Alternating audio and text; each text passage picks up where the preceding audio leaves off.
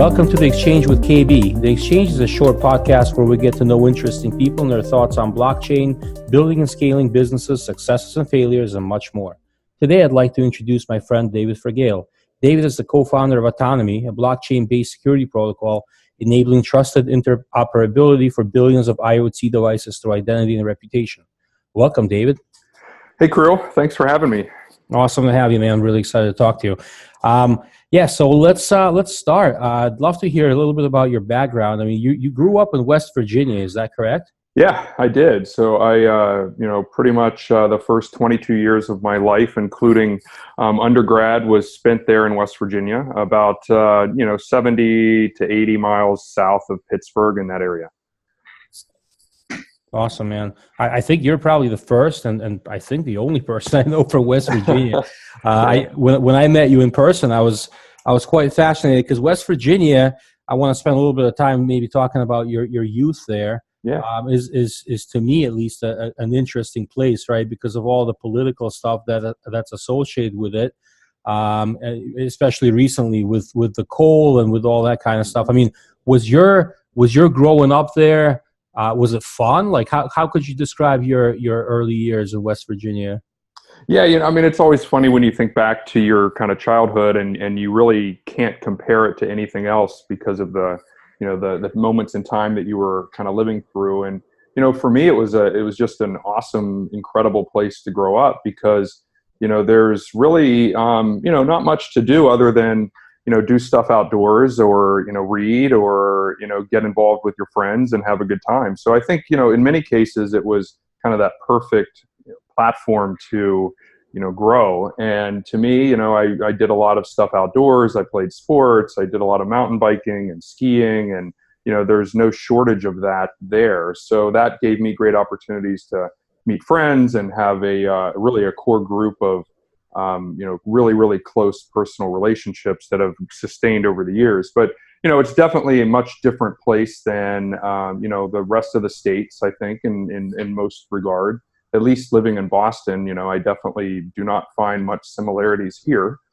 So it's, a fantastic place to grow up, and I try to get back there as much as I can. And there's, a lot of, I think potential there, untapped potential in terms of the future and the, the history with coal and natural resource development. Much of what people say these days is the largest export out of West Virginia is its brain power.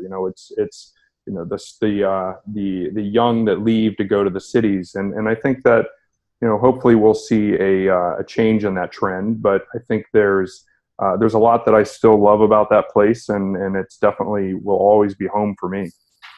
Yeah, I was going to ask you about that. Do a lot of people, I mean, how many of your friends that you're growing up with, how many of them are still there versus have moved on to cities outside? Yeah, it's kind of a mixed bag. I mean, I think probably 50-50 is what I saw through the folks that I grew up with in elementary school and high school. Some stick around and others go on to either Pittsburgh or DC or Charlotte. Some make their way to New York.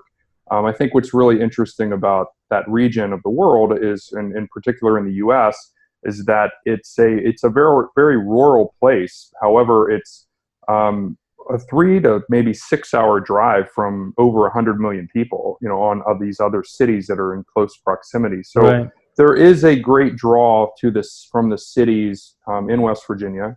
And I think now we're starting to see, and I'm working a little bit with the university now at WVU, West Virginia University, on opening up some innovation methods and trying to work with some new methods around entrepreneurship that may help provide more pathways and opportunities for some of the young to stay in the state and contribute back to the state. And we see that you do see quite a bit of folks leave and then have a desire to go back and help reinvest in the state. And I think that's a great opportunity for things like entrepreneurship. My father, who is really someone that I look up to quite a bit, just in his ability to have grown up in West Virginia and actually build a company and have, at one point in time around 11 or 12 different restaurants in West Virginia. And he, was someone who, really took advantage of entrepreneurship, and our family really has that background and of building companies back there and making something of it. And I think that's important for that state. And there is, clearly that opportunity there today. And I think a lot of people are realizing that that may be a way to create a new model for the state. So that excites me. But yeah, I would say, 50-50. A lot of my friends that go on to DC, are just a 3-hour drive away. So they're there usually during home football games like this time of the year. They're always back there, and the friends in Pittsburgh are just a hop, skip away. Yeah. And when I think of West Virginia, I mean, maybe I've never been there in all honesty, but maybe it's all the conversations around coal and whatnot and jobs around coal that's been going on recently. But, coal is an old industry, right? It's been around for a long time. Has sort of the new industries, have they permeated West Virginia? Do you see that there or no? Well, I mean, when you look at coal, for example, like there's clearly technologies that are trying to make more efficient use of coal, making more efficient mining practices, and that obviously finds its way into West Virginia. So that has a tech element to it. We've also seen quite a bit of fracking, obviously, over the years. Fracking is a big industry with the Marcellus Shale patch or deposit there that gets into West Virginia and Pennsylvania and Ohio. So that's an area where new sources of natural resource development has occurred. But beyond that, I mean, there's definitely other areas of innovation and technology. So where I grew up in north central West Virginia, which is a little south of Pittsburgh, the FBI has their fingerprint facility there. So there's thousands of FBI people that have a facility there. The Department of Treasury has a facility out in Parkersburg, West Virginia, which is around the Bureau of Public Debt. So there are areas around government investment with the federal government there, and then that's led to a handful of other innovative companies in the aerospace and defense space up near the university in Morgantown, where the defense sector has a handful of research facilities and various technology development platforms there too. So there's definitely areas of pockets of innovation that are coming out in response to that. But I guess back to the coal point, I mean, I think everyone has been talking about electric vehicles, and they're talking about weaning the current trends off of oil and various combustion related technologies and with Tesla and everything. But at the end of the day, I mean, electricity comes in large part from coal still. Right. So I mean, I think what people you still have to draw that line back to unpeel the onion one more layer behind electricity, and you still see coal. So I still think there is a place there, and I think that will always have a presence in the state. I think new methods and mechanisms will be used to create more safer conditions, but I don't think coal is going away. And at one point in time, I think we were talking about coal powering the majority of the eastern seaboard, and a lot of that was coming from West Virginia. So it will still have a place in this world, but I think now we're looking at what other opportunities are there to build on that DNA that is there. And I've always thought, if the price of electricity was a little lower, you could see Bitcoin mining occurring back in West Virginia, because that is in the DNA. That's true. So that's so true. I never thought of that, because miners are always on the lookout for the cheapest electricity they could find. I think a lot of them are up in Canada and maybe like the northern United States, but West Virginia sounds like a good place. Yep. It's interesting about coal because it's hard to put yourself in someone else's shoes, but I've just and then we'll move on to the next topic. But I just wanted to mention that I saw a documentary about coal miners in West Virginia, the history, the immigrants that came to work there back in the day, and so forth. Mm-hmm. And that really made me feel like, wow, these people are actually real people, right? They've got their whole livelihoods based around that. Their whole families for generations have been based around that. It's really hard to see that living in Boston or New York or somewhere else like that. Yeah, it's true.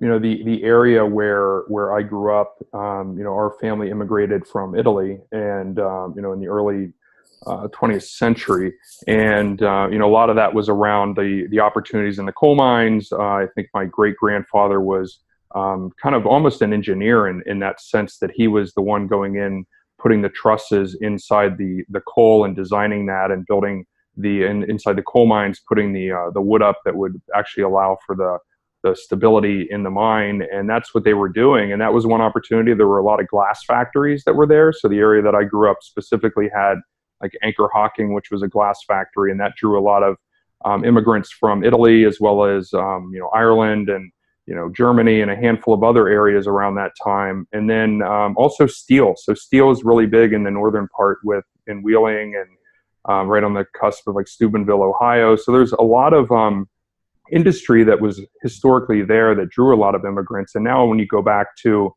particularly north central West Virginia, where I grew up, around New York Times did an article there because there was roughly, I think it was like 80% of the population there today has some form of Italian roots. And I think it's a really interesting place. And they have a Italian Heritage Festival in Clarksburg, West Virginia, which is the town next to mine where I grew up. And that's when in 1979, when I was born, I had the first Italian Heritage Festival I attended, which was the first one. Joe DiMaggio was there, and I have Joe DiMaggio's autograph. And there's a picture of me being held by DiMaggio, which may have been the reason why I played baseball. But I think that's a pretty cool history, in fact, that not many people know. But that's in the northern part, and then clearly southern West Virginia, where the predominance of the coal mines has a much different type of complexion and profile. And I think that has areas with much more poverty than the northern part. But I think it's an interesting part of the world that not many people really, really know about firsthand. And I think if anybody's interested, check out Anthony Bourdain's Parts Unknown, where he goes to West Virginia this past year in his last season. That was a phenomenal episode. And I think that gives everyone a really clear picture, a better picture, and removes the stereotypes. And I think everyone sees that. And even me coming to Boston, I had my own, understanding of what the stereotypes would be here. And it's, you see that in some cases, but in most cases it's not. It's completely different. And I think that's the best part about getting out into the world and really seeing things for your own eyes. Right, because stereotypes are exactly that, right? Until you experience it firsthand. I mean, they remain an obtuse thing that you kind of make up in your own head or other people tell you. For sure, right? For sure. So let's fast forward a little bit. So you went to West Virginia University, and then you ended up at MIT. Have you always kind of dreamed about leaving West Virginia and going on to like a top tier school like MIT, or was that by accident? How did you end up there? Yeah, it's funny because when I grew up, I played baseball, and to me, I always wanted to just go on to the next level of baseball. And I had the opportunity to play baseball at WVU. So I went there, in part for a academic and athletic kind of dual purpose. And I was a student athlete the first year and a half, and then I was injured and had to kind of give up the sport during undergrad. But right around that time frame, reality hits you in the face at about 18 or 19, and you realize your entire, progress as a child and your dreams that you had to play Major League Baseball get, pulled out from, the rug gets pulled out from underneath you, and you have to quickly kind of realize and reassess your life. And I always had an interest in business. My dad had businesses. My uncles all had their own businesses, and I grew up in that environment of entrepreneurship. So I wanted to explore business, and finance was really, really popular when I was growing up, at least in the 90s. And I got into kind of the day trading with the early days of E-Trade, and I got into finance, and that was really where I felt I had a competitive application of my talents. I had a lot of interest in numbers and math and all that. So that's really where it kind of sparked for me, and I wanted to work in finance. And after leaving undergrad, I had a job, interestingly enough, in 2000 at Lehman Brothers. And right around the tech bubble bursting, I was looking at a tech analyst job, an equity analyst job there, and had an offer. Had that offer rescinded a couple months before graduating in May of 2001, and really graduated with the predominance of my class without jobs, and everyone's looking around because of the market. And I ended up making my way to DC to find a job with the Department of Defense, and I found a financial analyst job there. Started working in DC as a financial analyst with the Department of Defense. doing things like working with the budget, helping to value weapon systems. Really interesting stuff, but definitely nowhere near the realm of finance that I thought I was going to be in. And all of that was right around, 9/11. So what had happened was I, went to actually interviewed at the Pentagon on September 10th, 2001, the day before. Wow. And the area where I would have worked was the day after that happened. That was the area that was struck through 9/11. And then a couple months later, I ended up taking the job because at that point everyone really had this renewed sense of patriotism. I felt like that was signs for me to go contribute and work in this environment, and went to work with the DoD and did some really interesting work there. And that got me into DC and everything that goes on in that world. That really opened my eyes that finance was much broader than just working on Wall Street. And I found really cool opportunities there that led me to working at PwC, which led me to a handful of really interesting consulting projects based in DC, all around finance and organizations and managing risk within organizations, and did a lot of really interesting work there. And then after a handful of projects and years in DC, I made my way up to MIT, and a lot of that was in response to the financial crisis, where I kind of uniquely had an opportunity to work on the TARP program through my consulting days at PwC, where we helped build the TARP program and operationalize a lot of the many programs that were used to respond to the financial crisis. That really gave me a firsthand account of issues with the financial markets. And I just wanted to explore and take time away from DC and PwC and consulting, and just throw myself into MIT and this tech ecosystem and see what answers I could find, because I did feel like there was an opportunity back in the early 2010-12 timeframe to kind of reinvent yourself by kind of disrupting yourself. Like, disruption was the theme, and I felt like the only way that I could continue a career in a way that I was comfortable and felt intellectually energized was to kind of disrupt myself. So I threw myself into MIT. That was an awesome opportunity. Wouldn't trade that for the world. And then have now found just a really really open ecosystem where I want to continue to live, and that's where I've been ever since. And find that as just a great network to build companies, get insight into the latest and greatest technologies, and also just have a really intellectually satisfying kind of day-to-day life. So that's kind of how it all happened. Well, cool. Yeah, we'll talk about that in just a sec. I did want to ask about just one thing about working with governments or for the government directly. What's been your biggest takeaway? I mean, governments are sort of this big, sometimes bureaucratic machine that sometimes makes things go around, sometimes it doesn't, right? And we constantly read and hear about it. But what's your biggest takeaway from your experience with governments? How would you describe it? Yeah, I think it's a great question. I think in short, I think what's really important about the work that's done in DC and around the government is that there's a lot of need for what the government does, and I think it's in many cases it has grown to be quite the bureaucratic, and it's really evolved and expanded, right, in many ways. And I do think there's always opportunity to reduce the size of the government. And I think you'll hear that argument all the time with various, parties and groups, and the criticism there to shrink it and reduce the tax base and all that.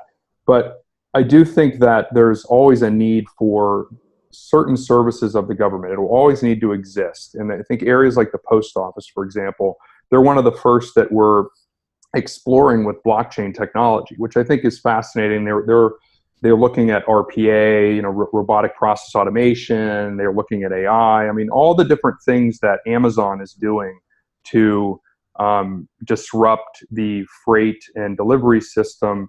The post office is looking at those types of things too. And I think just that case in point, there's always a need for the post office and the government as a whole to accommodate kind of that least, common denominator, meaning that grandma, for example, that needs to write mail and send it to her kids or her family or her grandkids. I think that that has to be supported, and there's always a need for that. So no matter how fancy you get with technology also has to accommodate for the underserved. And I think that's something where the government, I think, does a fantastic job at, maintaining that sort of annuity and promise back to the taxpayer. And I think that often gets forgotten. And I think that same message, and it's much easier to understand that from the post office perspective. But when you look at the other areas like the Department of Treasury and the Department of Defense and, the Veteran Affairs, there's a need there that will always need to exist. And I think it can always improve. And I think there's a lot of work that goes on in that space with consulting firms and, new small businesses. And there's a lot of an entrepreneurial circle around the federal government too, with small companies that are serving those agencies.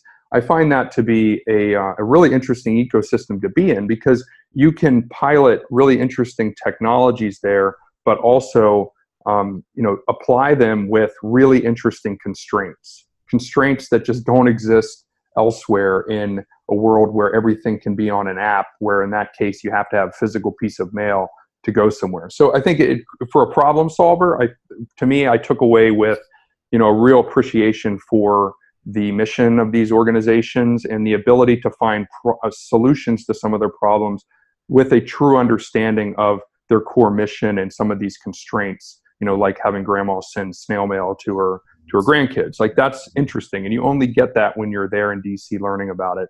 Mm-hmm. And, I think that's to a technologist or to anybody that's in a consulting or problem solving role, that's a lot of fun. And then I think the people that are working in the management and executive levels there work harder than really anywhere else that I've seen. So that I'll leave that out. I think people don't appreciate that. The deputies and the directors of these organizations, I saw this in particular at TARP within the Treasury Department. They worked night and day, and they are the most committed people that I've seen. Wow. Yeah. Wow. That's really interesting. I haven't really heard this before, because again, the governments, I completely agree with you. They have a huge role to play in the world, and we couldn't do much without them. We'd be back in caveman times without an organized government that we have today. But sometimes they may not have the same interest as their constituencies. But it's good to know that some people are working really hard. All right, let's talk about the blockchain a little bit. So how did you first hear about Bitcoin, blockchain, or how did you get into the space? Yeah. It's a classic question in this space, and I think I always love hearing people's answers to this. And I think for me, being someone, as I mentioned, that started his career in finance and have worked in the financial markets and have studied economics. To me, I read, ironically, the Wired article back in November, I think it was like 2011, the Wired article titled "The Rise and Fall of Bitcoin," and this was in 2011. I read that ironically at the Treasury Department while I was working there on the TARP program.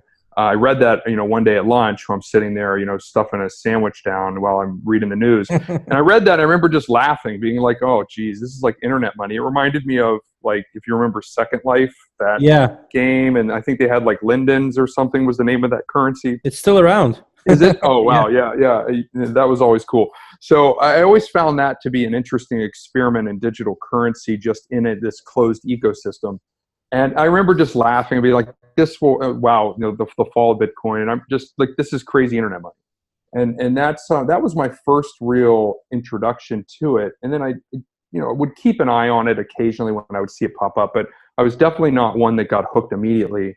And then when I came to MIT, as I mentioned, to look at issues around the financial crisis, systemic risk, what can be done to mitigate or repair some of these issues that we've had around financial markets, I just started to hear everyone at MIT back in 2014 talking about Bitcoin. There was the Bitcoin Club. that was established. The university actually provided, I think it was like $100 worth of Bitcoin to students back then, to every undergrad student. And I think I started to hear more about it. And then I just happened to stumble upon a Bitcoin club meeting, sat in and heard more about blockchain, the technology, the ledger. And to me, just a ledger, being from PwC, I was like, wow, well, I need to know more about this. How does it work?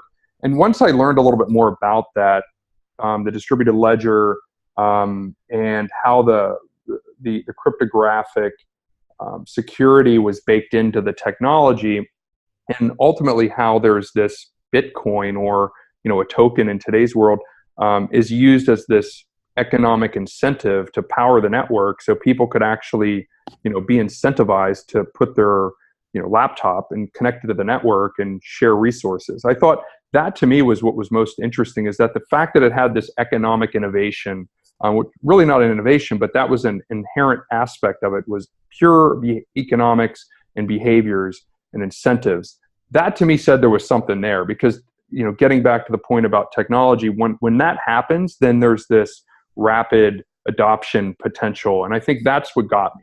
And then I also saw issues being solved with the financial markets around collateral. So in a blockchain world, there may not be a need for collateral, because you now have the ability to remove that trusted intermediary that's providing loans and securitizing and all that. So I saw some answers there too. And this was around 2014, and then that's when I just dove in and went down the proverbial rabbit hole, and then that's where I've been ever since. So did you actually buy Bitcoin back then?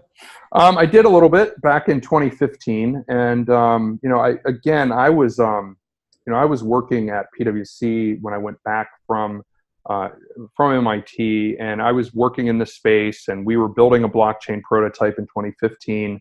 And I bought some, but not as much as I should have, but have always been, a true believer in the technology. So, fast forward to today, what do you think about what's happening in the market? I mean, so we have, I think, in my view, two different components here. We have the blockchain tech, which is a distributed ledger that you were describing, and then we have cryptocurrency, which is the financial reward that rides on top of that ledger. Yeah. And today, obviously, on the cryptocurrency side of things, it's the markets are in a bit of a disarray this whole year, and they probably were a bit unstable before that a number of times as well. But what do you think is happening right now? Is this a natural shaking out?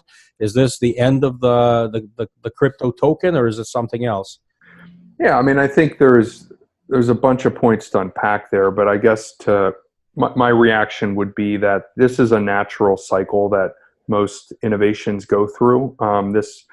I think what we're seeing with blockchain and cryptocurrencies and distributed ledger technology, I'm a true believer that there's two separate. You have distributed ledger technology, which is essentially not blockchain. To me, that's just a distributed database, that's out there. I think that the currency, the cryptocurrency, the token aspect is something new, and it's new because we can actually create and realign. We can realign behaviors that have been misaligned of the past, using this economic incentive through the token. So I think that, to me, is where my head goes and looks at what is the real innovation here. And I think that is going through a period of early stage growing pains, and I think we're seeing a lot of capital being thrown to ICOs.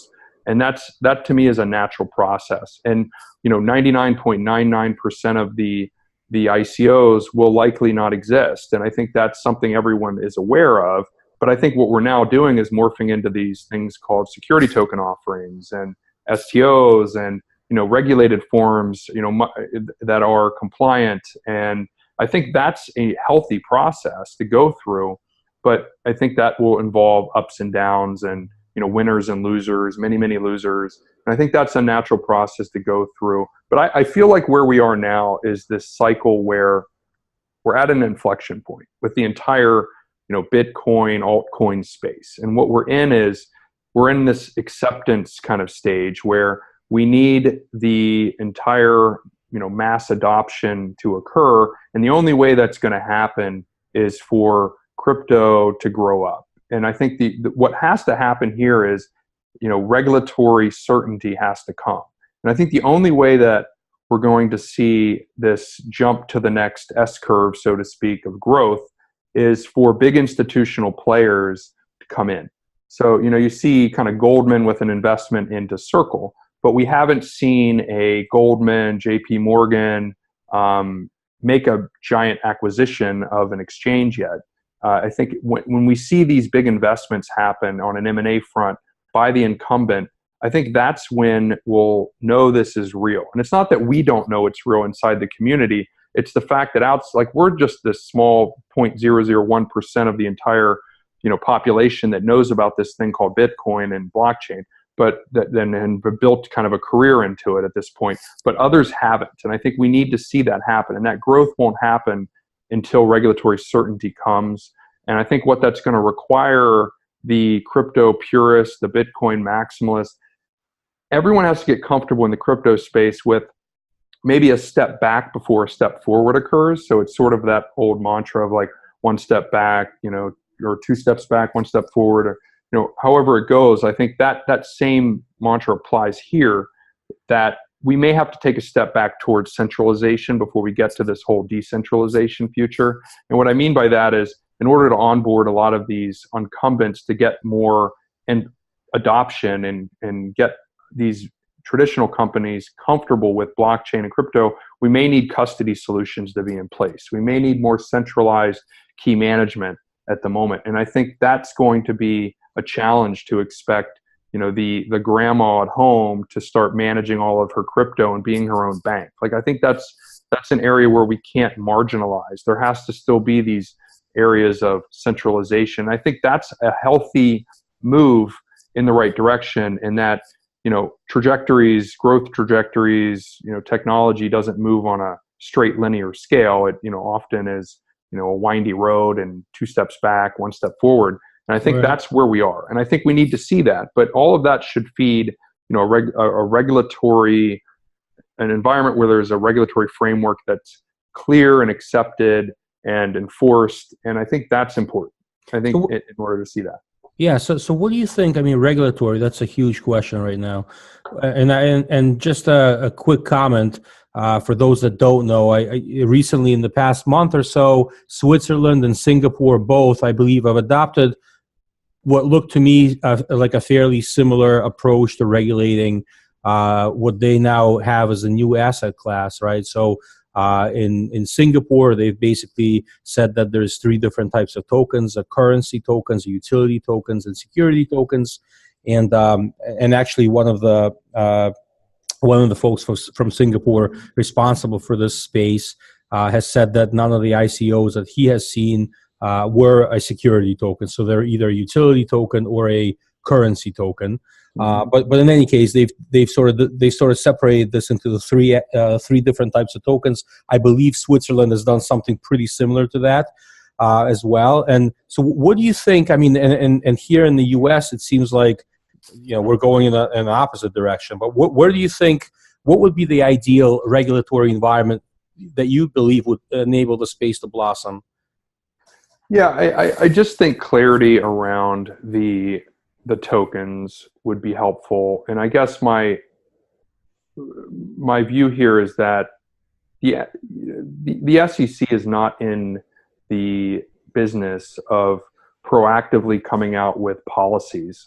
I think that's, when you really look at what they do, they're an enforcement mechanism. And I think that's by design. And what we'll likely see here is, I think some of the attorneys could probably speak to this much better than me, but being around a handful of the smart, legal-minded folks in this space, one thing that I've learned is that a lot of these questions around is this token a security, gets answered through case law. So what will likely happen is you'll have series of lawsuits that will happen. Investors will sue projects, and then judges will be faced with this question, and a decision will be made, and then that will be codified in case law, and then the SEC has an answer to go, enforce, right? And I think that's what what I've heard is the likely path, and I think that makes sense, but ultimately that takes time, and that takes likely years to get to. So I think in the meantime, there needs to be,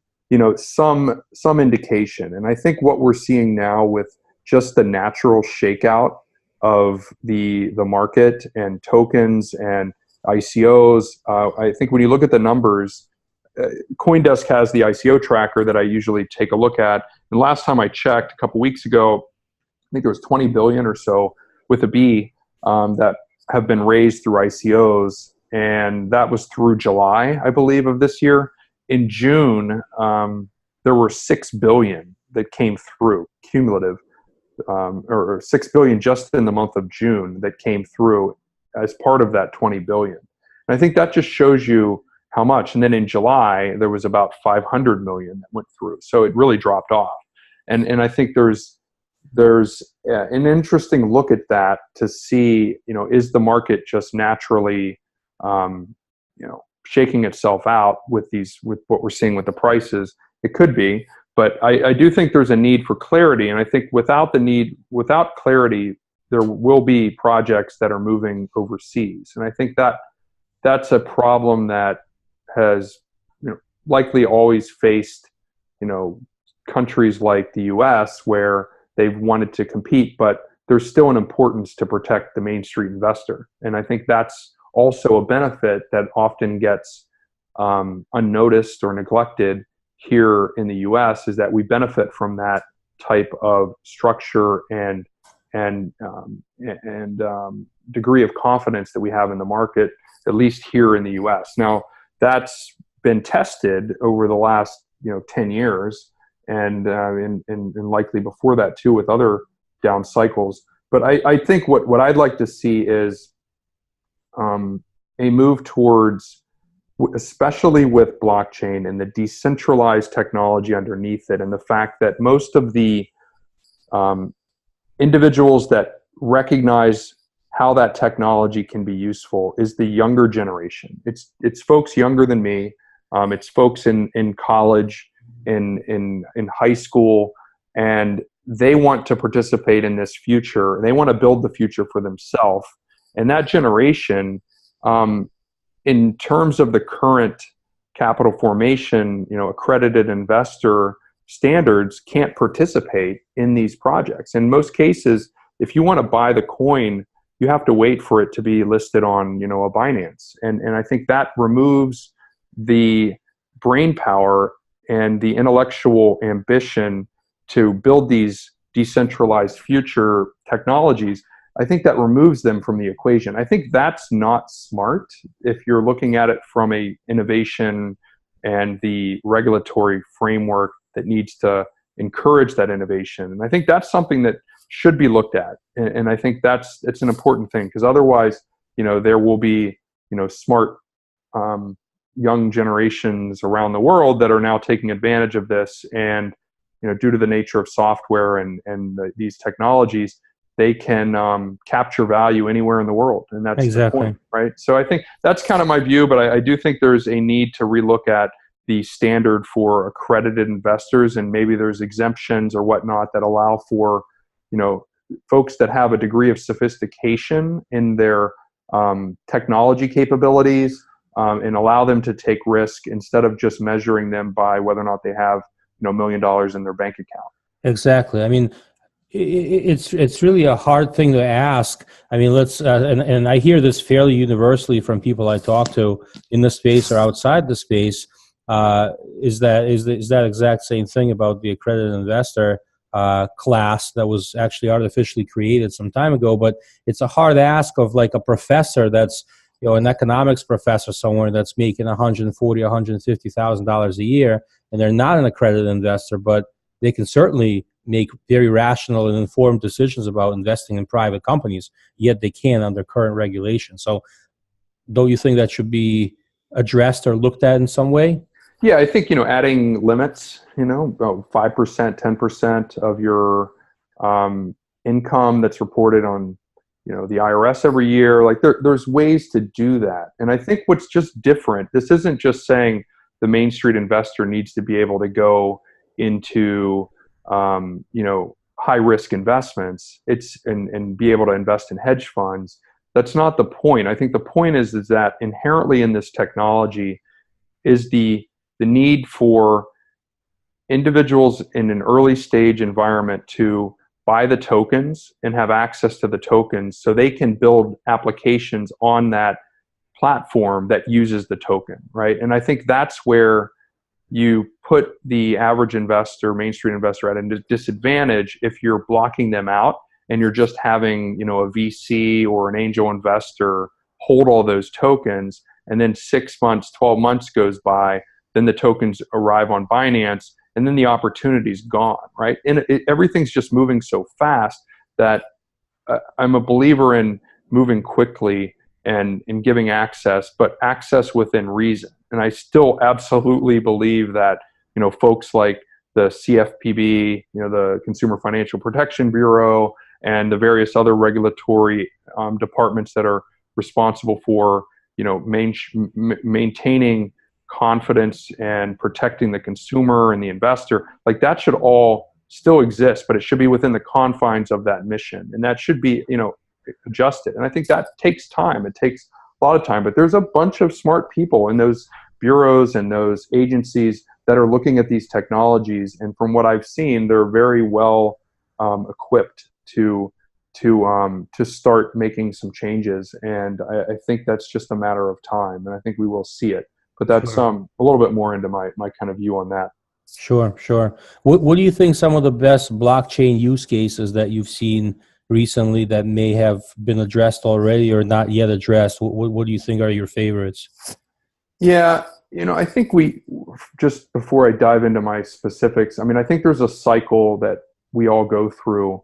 You first kind of deny that this thing has merit, this thing called blockchain, and then you kind of accept it, and then your mind somehow gets blown because you've now related this new thing called blockchain and what you just learned about it to something in your life that maybe troubled you or you had a problem with. Maybe you bought a home and you realized that this whole process of going through an appraiser and a deed and a trust and a real estate agent that was too onerous, and that was something that you're like, shit, I could get this digital asset transferred to me and be the rightful owner, and the chain of custody has been resolved and have been proven.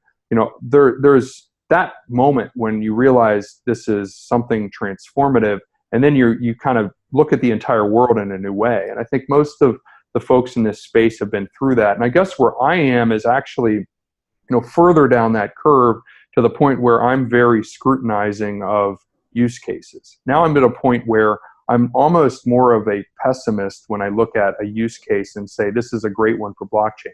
And I think that's part of the natural process of like getting to this state of kind of reality and looking at these use cases in a pragmatic way. So the areas where I think there's most potential, first and foremost, are the areas where blockchain solves a big problem. And I do think that areas, maybe not here in the US in the beginning, but areas like the developing world, are ripe for blockchain, because you have areas where people lack, digital identities. There's areas where they don't even have a legal identity to begin with. They've never been that's like the 1.1 billion people that we hear about on Earth out of the 7 billion that do not even have a legal identity, meaning they don't have a social security card or a security number, driver's license. They literally lack a face on Earth. And I think that's an area of opportunity. And obviously the unbanked that we hear about with financial inclusion, the fact that these areas of the developing world are well equipped with mobile devices, but may not have access to a bank. So maybe there's an opportunity there to give digital identities and provide bank accounts through a digital form vis-a-vis being your own bank. And I think through blockchain, and I think those are opportunities that I think are present, at least in the short to medium term. And then I think in the U.S., I find it really hard to see a world where the payment system, when we go to Starbucks and swipe our credit card, as a consumer, that's a very frictionless transaction. Like, I don't need to see that transaction any different, really. I mean, to pull out my phone and pull up an app and all that, like, that's kind of cumbersome. Like, I have this physical card that I swipe and that's it. Like, the majority of the consumers are not going to want to worry about whether or not their phone has the right battery power to go to the mall so they can buy stuff. And I think that's something you have to take a close look at the use case and scrutinize it. And why would the banks that make up 20 to 30% of their revenue every year, which is in the hundreds of billions, want to move to some real-time peer-to-peer settlement process for payments? Like, if they make up a big chunk of their revenue from the existing payment system that takes 2 to 3 days for money to move from my account to Starbucks when I buy a coffee, like, there's no incentive for them to move. And they're going to fight hard in Congress and with the lobbyists to remove any type of threat. And I think what we're seeing is a lot of work around consortia with big enterprise that are gathering intelligence about disruptive technologies. But I don't see the need for a change in the payment space in the US to happen anytime soon, at least from a blockchain, digital currency perspective. So I think there's a lot of, resistance there, power structure resistance that will ultimately, take shape and keep any type of disruptive change there. And ultimately, the consumer doesn't really have an incentive to move. Now, compare that back to,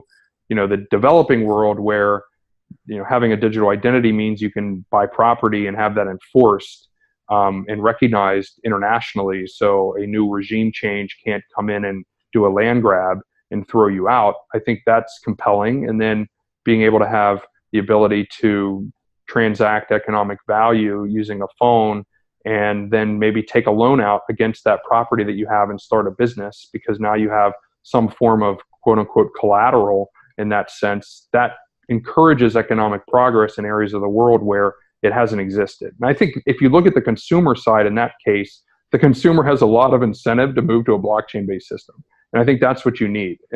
So when I look at it from that lens, the area of where I think the most potential is around, many cases, it's just record keeping. It's low latency type areas where you don't need to worry about high throughput, pushing transactions through at a scale. And that's why, with the project at Atonomi has been interesting, because we've been able to push the boundaries of scale and look at the Ethereum network and really build a platform for IoT that challenges the boundaries and constraints of blockchain. And that's been great to help, I think, contribute to the overall blockchain, innovation ecosystem. And that's great. But ultimately, I think what we'll see are these use cases like, record keeping, certificates, digital certificates, whether they're diplomas being stored on chain that allow for, LinkedIn to better prove that, Kirill went to this type of university in high school, whatnot. I think that has much more merit to me in the short term. But I guess I'm going to predict that we will likely not see as many applications as what we're seeing through ICOs in the next couple years. I think what we'll see is a select few, and those select few will be very transformative in the areas that they're in, and they'll go deep into, creating a lot of value using blockchain. But I think it will likely be few and far between, and blockchain won't be likely everywhere, but it'll be in a select few. Yeah, very, very interesting. So it sounds like, and I agree with you there. I think the developing world has a lot more to gain from this technology overall. And a lot of the things that we have here in the U.S. and maybe the rest of the Western world, and we often take for granted, is not necessarily ripe for disruption just because it's a little bit faster or it's just another widget, so to speak. Mm-hmm. So let's talk a little bit about Atonomi, your latest project. Can you tell us what challenges it solves and how it does that? Yeah. So what we're doing at Atonomi is focusing on Internet of Things and the security requirements that are present with connected devices. So I got synced up with the CEO at Century Technology, which is the parent company to Atonomi in Seattle, about a year ago, a little over a year ago, through a VC firm. And the VC firm wanted me to go meet the CEO, talk about blockchain, And they had some initial ideas and some progress being made around this whole blockchain-based service that they were going to offer. And what Century does in Seattle for better part of 8 years have been focused on products that secure end-to-end communications between edge devices. So if you think of these sensors, maybe a sensor on a light post or some sort of temperature sensor that's powered by a battery, those are very battery constrained, power constrained devices that collect data, likely send it through a gateway which communicates to the cloud, and then the cloud is where some entity will be that owns that device will be running analytics on it, measuring it, using it to report out to maybe an app or something for temperature in a region or an area of the world. And I think what's needed there is secure communication. So Century has, using elliptic curve cryptography, really interesting patented technology that allows for that end-to-end communication from the edge device, that sensor, to go from sensor edge to cloud with complete encryption and security. And that's done in a way that less than 1% of the battery life of that device is dedicated to that security. So essentially, a sensor can have server-grade security. And I think that's what we looked at with blockchain, and we said, well, blockchain brings a lot around cryptography. It brings a lot around the ability to create provenance. What applications can we continue to build with this set of patents that the team had at Century? And that's where we came up with Atonomi, which is essentially designed to take the billions of IoT devices that are being that are currently in progress, which is around 8 billion, I believe, today, 5 million new devices every day coming online. How can we create a digital identity and reputation service to track the identity and reputation of devices so that in the future, when we're looking at autonomous transactions, so autonomous vehicles and devices that need to behave in a way that are in line with the sort of comfort and governance procedures that have been administered by the owners, how will that happen in a world where you need to trust that your devices are living their life out the way they're intended? And that's where we saw an opportunity for blockchain and the ability to create these identities and track the reputation of each device. So that's what we launched with Atonomi. And I would think of it as a continuation of the strategy of the team in Seattle, but looking at how devices on an autonomous level can interact with each other more securely. Mm-hmm. Sounds huge. I didn't know there were so many new IoT devices coming online every day. That's a huge number. Are they still using IP addresses, or how do the devices communicate in most cases? Yeah, so there's different protocols right now. So this is what's interesting about IoT is that there's no real standard that's out there. So the standards are evolving. There's different messaging protocols. So there's a lot of evolution that's occurring at this moment, and even IoT is fairly in its infant stage in terms of the way that it operates, the way that it interoperates, the way that it's provisioned. There's many different fragmented solutions that are almost evolving just as fast as blockchain. So that's how the IoT market looks at the moment. But when you get back to the number of devices, I think one of the analogies I like to draw with this that I found compelling is that with 5 million new devices being added, connected devices being added to the network today, that's putting us to a future reality where 75 billion devices will be connected here within the next decade. Within probably 8 years, I think we'll hit that. But just at 50 billion devices, if you take 50 billion devices and look at the number of interconnections, possible interconnections between those devices, that's the number, and those connections in particular, it's equivalent to the number of grains of sand on Earth.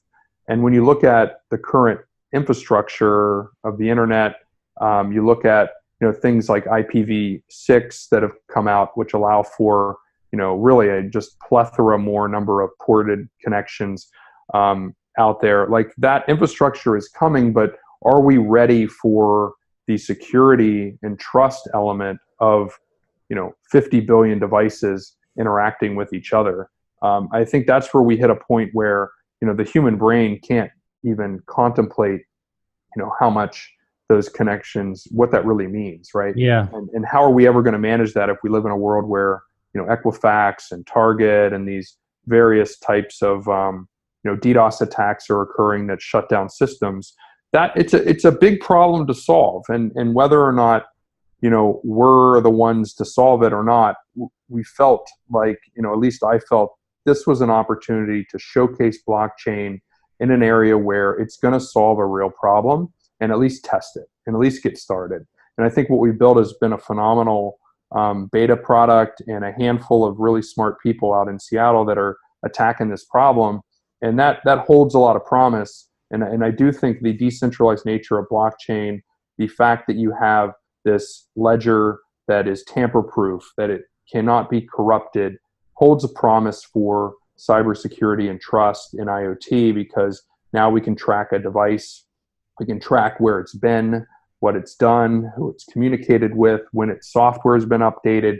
I mean, that is a paramount for an autonomous connection with another device, because the other device, your device, could look at mine and say, you know what, my governance says that I should not communicate with you, and we should not do any type of transaction of communication or value. And it turns out, and it says no, and it goes and looks for another device. Right. I think that's the future. We're going to have to, from a human level, get comfortable with devices, performing functions without us being there every day to say yes or no. And blockchain and the ledger and the distributed architecture brings a lot to that. It's the first real answer. And I think when you talk to the hardcore IoT and cyber guys back in Seattle in our office, they see like blockchain as a gift, and they have to learn about it too now. But again, combining two really emerging technologies together and looking at, is there an opportunity to help both of these technologies out and solve a real problem in the world, is kind of the point in which we're operating on. Yeah, we're moving to like a device to device or a robot to robot communications eventually. I mean, that's inevitable. Bingo. Yeah. All right, David. Yeah, I could talk to you for hours, but we're almost out of time. I just wanted to ask you one more question. What excites you about tomorrow? I mean, what's next for you? Yeah, I think for me, I'm long on blockchain technology. So I'm really excited about progress that we're seeing developing and innovating in new ways. The stablecoin push that we've seen recently, I kind of have been lukewarm on that, but now I'm warming up to it, because I do think it accomplishes some of the objectives around helping the incumbent and the enterprise players migrate over to blockchain in some regard, to see it in a light where they can actually partake and participate. I think that's promising to me. But for me, I'm always looking for bigger and better and interesting projects to get involved in. And for me personally, it's to help us migrate to this next wave that I mentioned, this inflection point that we're in, which is helping to bring mass adoption. And I think with the Atonomi project, a lot of excitement there about helping solve problems around security and trust around IoT devices and this future of autonomous governance. I think that's exciting to me. But ultimately, I think what I want to do is help this blockchain technology start solving the big, hairy problems of the world. And that's what gets me excited. So that's kind of where my mind goes and where my efforts will likely be next. Awesome, man. I really appreciate it. It was really an insightful conversation. I hope everyone's learned a lot from David. And let's keep in touch, man. Thanks a lot for your time. Yeah, thanks for having me. All right. Appreciate it.